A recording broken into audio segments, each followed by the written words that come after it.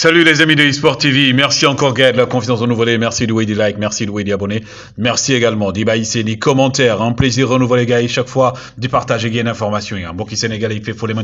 14 régions du Sénégal à àdduna wërngal këpp ñu ngi leen di jaajëfal ñi nekk également ci la l'hôpital ci kër yi tëdd feebar yàlla na suñu borom fëgg seen bopp ngeen wér ak jàmm ñi nga xam ne également erreur judiciaire ak giñ leen deful mën a yóbbu ci kaso yi ngeen génn fa dellu seen njaboot ñi dëddu àdduna suñu borom xar leen àjjana Firdawsi gars yi te yéexee ñu on avance ensemble dans la magie de eSport. Gars tey dañuy waxtaanee li nga xam ne nag moom mooy donc Sadio Magnifique Kaiser Mané nan la ko Liverpool plutôt lan la Bayern Munich mën a apporter Sadio Magnifique Mané lu tax Sadio Mané di gën a jege Ballon d'Or bi ak li muy joué Bayern de Munich aujourd'hui aussi lan mooy différence entre Bayern de Munich ak aussi yeneen équipe yi ak championnat Allemagne ak championnat Angleterre loolu nañ ci dellu mais d'abord yéen kay bi di stade ne je suis venu pour gagner plus de trophées Sadio Mané moom moo ko wax Kaiser Mané ki nga xam ne donc mooy Zinedine Zidane l'icône la planète fête ses 50 ans ce jeudi Zidane vu par ses pairs donc Zidane ñu def xayma xool carrière am nan la jaaree et tout yéen kay bii di record wax ci basketball ak objectif ki nga xam ne mooy Boniface non qualifié wu coupe du monde ak basketteurs yi Sadio Mané on va réaliser de grandes choses avec le Bayern de Munich Sadio les 10 meilleurs donc wax ci li nga xam ne nag moom mooy donc jëm ci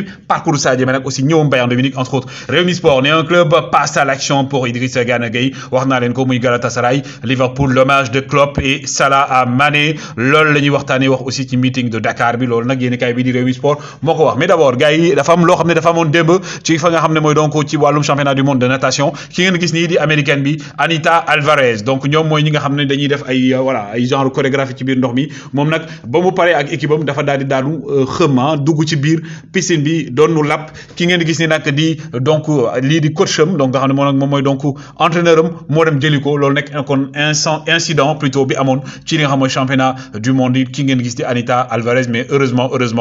plus de peur que de mal niñ koy waxee waxoon naa leen ko en exclusivité c'est confirmé équipe nationale du Sénégal moo nekk 18e au classement mondial gars yi xam ngeen ko Sénégal bi wéy di nekk premier en Afrique les Lions du Sénégal l'équipe nationale de El Tactico Aliou Cissé et de Kaiser Gaindé Mané et de également Edouard Ndiol Koumba Mendy et le capitaine ki nga xam ne Kalidou Koulibaly pendant ce temps aussi la Seleção du Brésil avec Neymar bi nga xam ne moom il a dit que day des du côté du Paris Saint-Germain ñoom ñoo jël premier donc équipe de France mooy 4e fi mu ne nii gars yi loolu waxoon naa leen ko aussi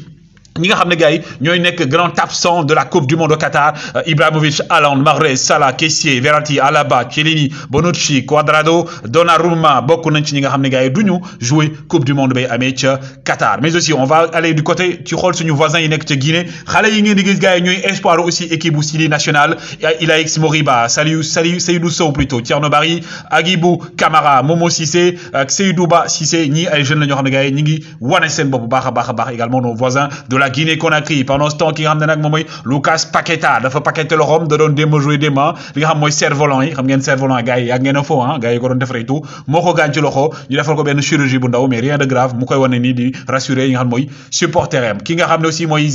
Zinedine Zidane le roi du Real de Madrid et également de l'équipe nationale de France mu ne il ne faut jamais dire jamais doo wax mukk déedéet parce que mën na am benn bés mu daal di entraîner li nga xam ne mooy donc équipe bi du Paris Saint-Germain loolu nag ki nga xam ne mooy Zinedine Zidane moo ko wax ki nga xam ne aussi mooy nekk officiellement bientôt nañ ko annoncé muy Galtier comme l'entraîneur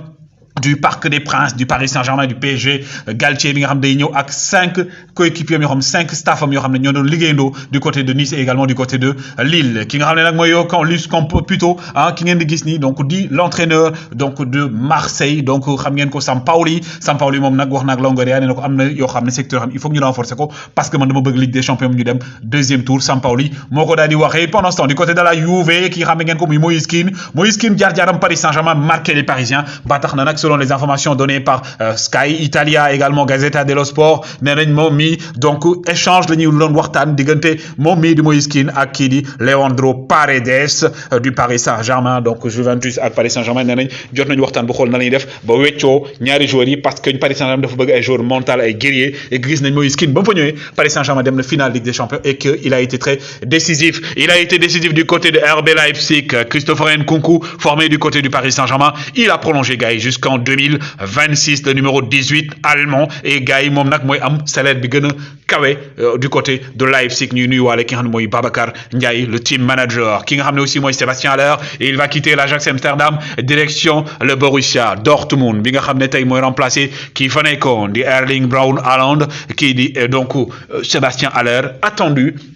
35 millions gars yi la ñu def pour daal di koy jënd ki nga xam ne nag mooy Luis Suarez l'ancien patron du FC Barcelone mën na peut-être dellu si Barça parce que Barça dafa ne bu fekkee ne mënuñu recruter ki nga xam ne mooy Lewandowski moom la ñu gis mais moom nee na bëggul nekk plan B ki nga xam ne mooy Luis Suarez moom moo ko daal di wax peut-être Xavi aussi mën na changer affaire yi ki nga xam ne nag moom mooy donc Oliver Kahn le mur de Berlin la légende de la Nationalmannschaft moom nag nee na ki nga xam ne mooy Lewandowski li ma ñu wax mooy ñu ngi koy xaar entraînement yi donc Lewandowski jusqu'à présent du jógee fi nga xam ne mooy donc Bayern de Munich loolu ki nga xam ne mooy Oliver Kahn moo ko wax kii nag di Rafinha ñii di waa Leeds refusé nañ première proposition bi nga xam ne les Gunners d'Arsenal def nañ ko pour recruter Rafinha mi nga xam ne moom dafa joxoon accord de principe Barcelone ndax Deco mooy agent mais Barça ba léegi réagirul mais ñii di waa Arsenal def nañ première proposition ñu daal di koy repousser Cucurella nee na coucou à Manchester City selon les informations données par Sky actuellement donc d'accord nañ sur le principe pour mu signer donc du côté de Manchester City 35 millions également la ñuy wax pour le joueur de Brighton Cucurella gars yi imagine leen maillot bi nekk na ci proposition xam ne def nañ ko pour Bayern de Munich la Bavière donc on espère man bu ma xoolee ma xel day dem ci mon ami Boubacar Niass borom maillot yu rafet yi man maillot laay sol coupe du monde Boubacar Niass di ko jaajëfal donc gis ngeen donc moo nekk noonu gars yi nag démb bruit bi bëri woon na et man j'aime cette image parce que image bi gars yi day wane Sénégal am nañ façon de manifester yoo xam ne jàmm la dal ak xel mu dal mais tey gars yi dañuy manifester waat riiral affaire yi wax Sadio Mané li tax mu dem Bayern de Munich lan la ko mën a apporter mais d'abord Sadio Mané parmi les plus gros transferts du côté donc de Bayern de Munich yi ngeen Lucas Hernandez 80 millions Leroy Sané 60 millions Sadio Mané nekk donc ci 32 millions donc devant Mario Götze Manuel Neuer Douglas Costa Franck Ribéry Sadio Mané lu tax muy gën a jege Ballon d'Or bi par rapport au fait que mu quitté Liverpool dem du côté de la Bavière avec le nom de Kaiser magnifique Mané l'enfant de Bambali gars yi gayen bi dina riiral ñëpp bojo yi seen bàyyi ñëw na Sadio Mané qui pourrait être inchallah on l'espère le futur Ballon d'Or mondial deuxième Ballon d'Or africain bi nga xam ne jël na ko quand je dis deuxième Ballon d'Or africain mooy deuxième africain plutôt pour nekk Ballon d'Or mondial après la légende George Weah président du Libéria comme on le dit Sadio Mané donc gars yi dañuy commencé wax lu tax Sadio Mané tey nekk ci côté boo xam ne choix la bu baax a baax mu dem Bayern de Munich parce que d'abord gars yi on va revenir un peu sur l'histoire du Bayern de Munich gars yi il faut savoir que ni Bayern de Munich d'abord en matière de championnat bu ñuy wax trophée collectif parce que trophée collectif gars yi dafay bokk ci loo xam ne dañ koy tànn ci Ballon d'Or bi donc Sadio Mané bu gagné woon li nga xam ne mooy Ligue des Champions bi gagné également championnat bi mënoon na jël li nga xam ne mooy Ballon d'Or bi maintenant li nga xam ne la ñuy wax muy depuis 2012 il faut savoir que ne Bayern de Munich 10 titres la gagné au niveau de son championnat en 12 ans le Bayern de Munich 10 titres depuis 2012 moom moo koy gagné également li nga xam ne nag mooy Super Coupe d'Allemagne depuis 2017 c'est également la Bavière également toujours Lewandowski ak équipe am ñooy gagné li nga xam mooy Super Coupe d'Allemagne d'ailleurs gars yi bu di leen fàttali le 30 juillet gars yi retenez cette date le 30 juillet ki nga xam ne mooy Sadio Mané day jouer finale Super Coupe d'Allemagne contre le RB Leipzig de Babacar Ndiaye et de Christopher Nkunku mën na nekk premier titre majeur bu Sadio Magnifique Mané avec le Bayern de Munich donc nekk loolu également il faut noter que ni Bayern de Munich moo nekk troisième club boo xam ne gars yi c'est le troisième club le plus titré en Ligue des Champions à ex-aequo avec ki nga xam ne mooy Liverpool l'ancien club de Sadio Magnifique Mané et que tey aussi dañuy wax en matière de statistiques un peu si par rapport ak li nga xam ne mooy lu tax championnat Allemagne gën a baax pour Sadio Mané d'abord dañuy jël ki nga xam ne exemple ci Timo Werner gars yi bu ñuy xool par rapport ak jaar-jaaram du côté de fële RB Leipzig en 2019-2020 dafa dugal 28 buts délivré 8 passes décisives en seulement 34 matchs mais bu mu ñëwee fi nga xam ne mooy fii di Premier League Timo Werner gars yi presque dugalatul dara li ko waral mooy que ne moom déjà première saison 3 buts la dugal 3 passes décisives en 29 matchs saison bii nii ñu nekk nii il a marqué 4 buts délivré une seule passe décisive en championnat bien entendu keneen ki également bu ñu koy xool mooy Jadon Sancho aussi moom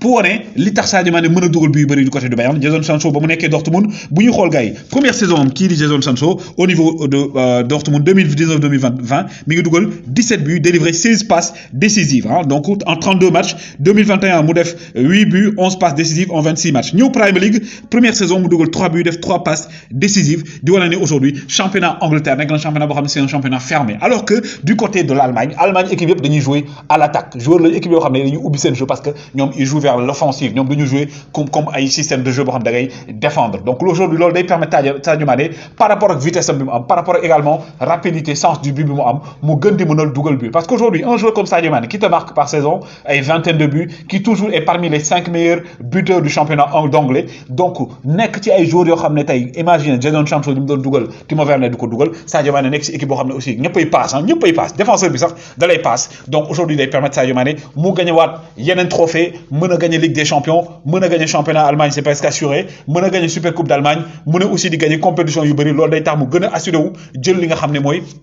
donc ballon d'or africain ak ballon d'or mondial parce qu'aujourd'hui kenn moo mën a au niveau de Bayern de Munich Sadio Mané feeñ mooy ki nga xam Robert Lewandowski bu fekkee des na parce que moom mooy di leen dugal ay buts mais attention parce que Sadio Mané avec l'équipe nationale du Sénégal également il peut aussi gagner d'autres trophées gars yi parce que donc gars yi boo nekkee ci équipe boo xam ne donc dañuy jouer nekk équipe boo xam ne c'est une équipe qui joue sur le plan offensivement qui est bien nga am ay Müller am Kimmich autour de toi am ay Goretzka am également yeneen joueurs day permettre Sadio Mané aujourd'hui donc gars yi avec aussi cette coupe d'Afrique bi nga xam ne avec Sénégal day jouer Coupe d'Afrique donc mën na gagner ay trophée équipe nationale du Sénégal loolu da koy jox un peu avantage ci ki nga xam ne Robert Lewandowski donc sur le plan collectif Sadio Mané tey dina mën a gagner ay trophée comme Real de Madrid ni ñu koy defee dina mën a gagner également Ligue des Champions parce que nekk na ci équipe boo xam ne day dem chaque fois Ligue des Champions 2019 2020 ñoom ñoo ko jël et quand tu as aussi un entraîneur qui s'appelle Julian Nagelsmann ki nga xam ne moom il privilégie le jeu vers l'avant ak li nga xam ne mooy zone rouge boo xam ne il place souvent ses attaquants dans des positions de dugal et que Sadio Mané également booy xool surface dangereuse bi il marque beaucoup de buts dans l'intérieur de la surface comme à l'extérieur de la surface et que Dream Team bi nga xamné Bayern de Munich mi ngi koy defar si Robert Lewandowski reste madame ñaan Robert Lewandowski des au moins saison bi mok Sadio Mané gay ils vont tout écraser gay sur leur chemin et aussi il faut savoir qu'il y a Leroy Sané plutôt il y a Gnabry il y a également Coman niveau bi day gëna yéek Sadio Mané fek Mané gay mëna doon véritablement le Kaiser de Bavarois de la Bavière le lion indomptable le champion d'Afrique gay woy leen di like woy leen di abonné joxe leen seen xalaat gay ja ngeen jëf